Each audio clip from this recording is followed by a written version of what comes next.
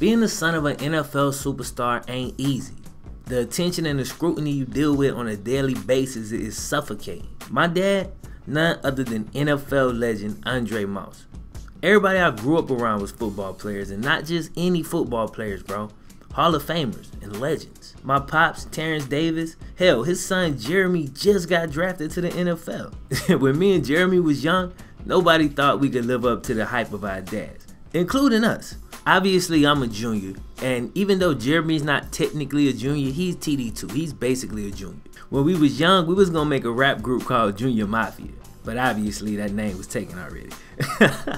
I love music even back then, but Jeremy was just doing it for the fun, man. He was a natural born football player and was always destined to be great. I played football too, wide receiver.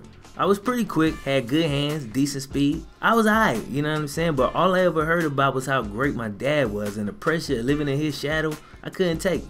Soon, I gave up football completely and focused on hooping. I made some noise for a bit, and after high school, I played overseas for a while.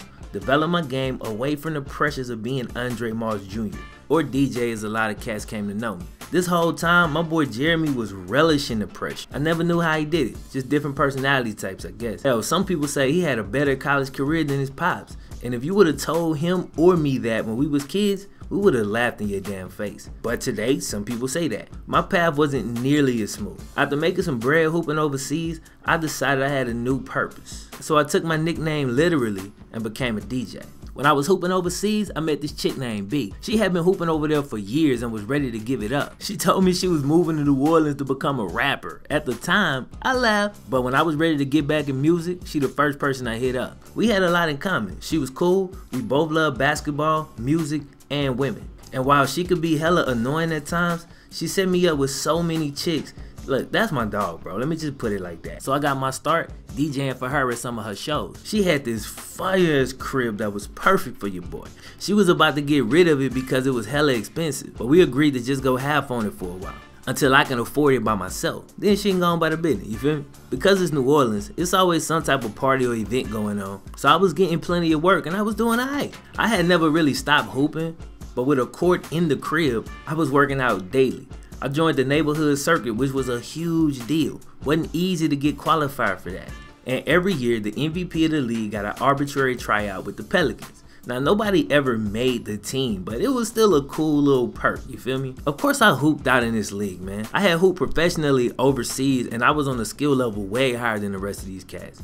So we won the league, I hit the game-winning shot, and I won the tryout with the Pelicans. Now, you had to get an agent just to go, and they would basically just assign you a crap agent, kind of like a public defender, or recommend them, better yet. I decided to go with this cat that was at the tournament handing out cards. I liked his hustle. Cat name was Brian, and come to find out, he didn't have no damn clients. That's why he was hustling. He was pretty desperate. We was able to agree on an amazingly cheap fee that he only got if I actually got a contract, which was obviously a long shot.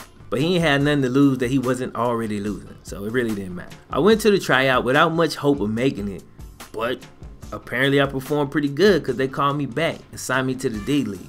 But after the team was decimated with injuries, including the star of the team, Anthony Davis, the sixth man, and the starting shooting guard, I was called up and inserted into the starting lineup after playing one game in the D-League where I dropped 40 points. It was crazy how fast things had happened, but it was time for me to lean into my destiny. I couldn't run from it no more. My name is Andre Moss Jr. or Dre Moss Jr., but you can just call me DJ.